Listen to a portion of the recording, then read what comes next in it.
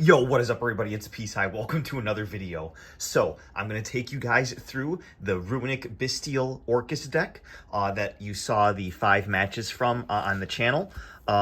This is the deck that I played during the tournament. It played pretty well, as you can see in the videos, so check out those for some combos. But I'm just going to go through the deck profile with you guys. So, 3 Gearsu, 1 Harp, 2 Nightmare, 2 Symbol, and 1 Wand for the Orcust engine. So this is kind of all you need. You do play the 2 Orcust Nightmare because you can discard it off of Hugin to dump your Harp, to summon your Gearsu and send your Skeleton or your World Wand. Like, it's just really strong. And then sometimes you'll just normal summon a Symbol Skeleton and then link up with your Hugin. You'll banish the Skeleton with the Bystial. You'll put it back with the Galatea, and you can basically go ahead and set your crescendo, and then like it's turning a normal summon into an Omni Negate, basically. So this engine performed really well all day. It's just like it used to play. Next up, the Bystial engine. So 2 Lubellion, 1 Magnemite, 1 Druisworm, 1 Saronir, and 1 Baldrake. If I had the 3rd Lubellion, I would play it, but I only own 2. But there is a supplementary card that I will explain later on that works as the 3rd Lubellion. Next up, hand traps. So 2 Phantasme. I've searched this off of a Magnemite. I think in tournament you should be able to see it if you've watched all the videos, but sometimes Phantasme is crazy, but I got really unlucky at the tournament because like almost no one was on link decks. 3 Ash, and then that's that's all the main deck hand traps. But yeah, I just wanted to try Phantasme in the main deck, but it's better in the side right now. I should have just mained Droll or something like that. But I like to play during my opponent's turn and draw cards during their turn, so I didn't think Droll would be a good, very good main deck card, but I don't know. Runick engine is going to be a little bit smaller than other people's. 3 Tip, 3 Freezing Curses, 2 Flashing Fire because I only own 2, Runick Destruction at 3, Runick Slumber at 3, 1 Smiting Storm, 1 Dispelling, and then the 2 Fountain. So that's the Runick package. Performed pretty well all day. It does what it's supposed to do. Next up, we do play the double branded Regained. So this is just great in Orcust, and Orcust should be played with Bystials, and the Bystial engine should be able to get you to the branded Regained. This card's just amazing. It recycles your engine, it gives you free draws, and it's Monster Reborn every turn. It's so cracked. Next up, this is our 3rd Lubellion, Chaos Space. The idea, we do play a lot of the dark Orcust monsters. You can send this to the graveyard off of your Chaos Space, add the Lubellion, then this is in graveyard for later. So not only do you get your Orcust monster in graveyard, you also have this in graveyard and a Lubellion in hand. Lubellion can actually pitch itself to go search for whichever Bystial you need, which is usually going to be Magnemite, so you can get the add back from grave or search from deck to hand at end phase.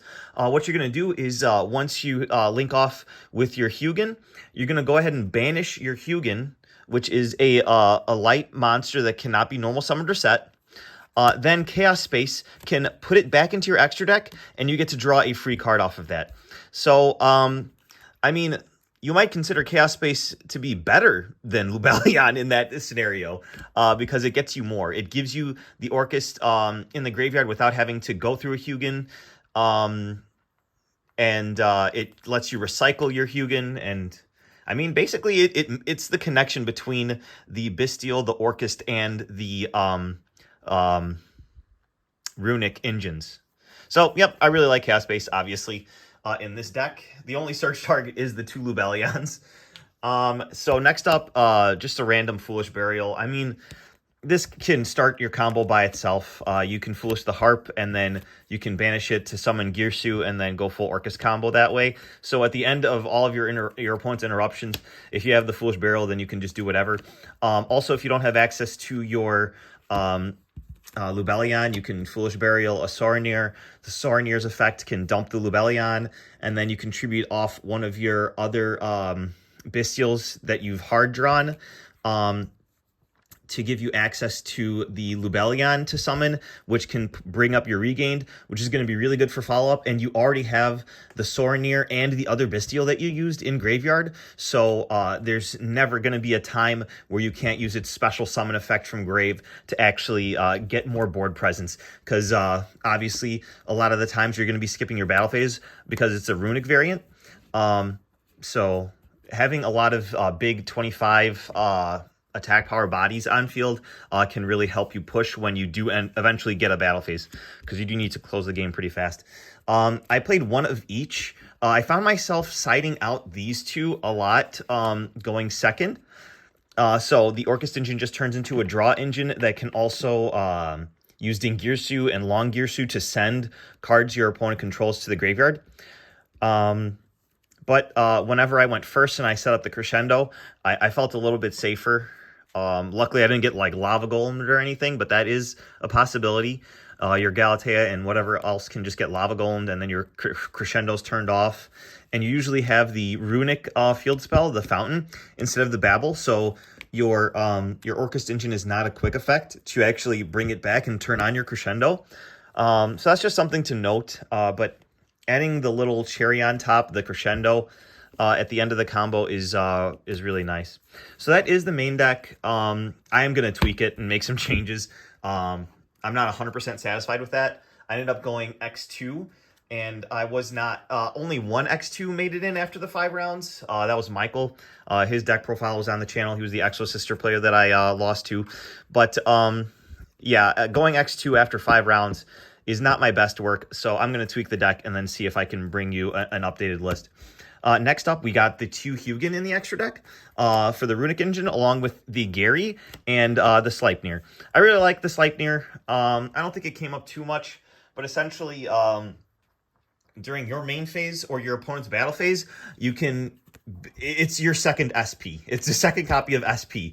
I don't know why some people don't play it. It's an extra light. It's unfortunately level 9. I mean, you could mess around with the Brass Bombard and make a level 10 Synchro if you really wanted to, but Baron's a wind, so we decided to not go the Synchro route, but maybe I'll try that next time. But just those 4, you could probably cut it down to these 3. Something that I didn't have time to put in was the XYZ monster, the Nightmare, what was it called? Evil Swarm Nightmare. So it's a double Book of Moon, but it needs 2 dark level 4 monsters. So you just bring back your Harp with Wand, and you summon Gary, and then you overlay these 2 for your double Book of Moon, which is really nice. Shout out to the spicy tech from Eric McCarthy. But yeah, Link monsters, double ulti Galatea, oh yeah. To continue on with the Orcust engine, we've got Long Girsu. And then I'm just going to tag these on right here. This is double Dingirsu. Double Dingirsu definitely comes up.